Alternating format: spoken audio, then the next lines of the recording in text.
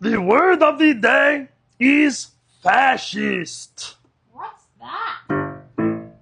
F is for federal funding cuts to beloved public institutions. A is for afflicted, vulnerable communities subjected to the wrath of evil douches. S is for spineless shithead politicians gladly getting fucked into submission. C is for criminals in the capital, fanatical, satanical, and brutally tyrannical. And I is for immigration customs enforcement. What a bunch of Nazi chumps. And S still stands for spineless shitheads who suck the D of T for Trump.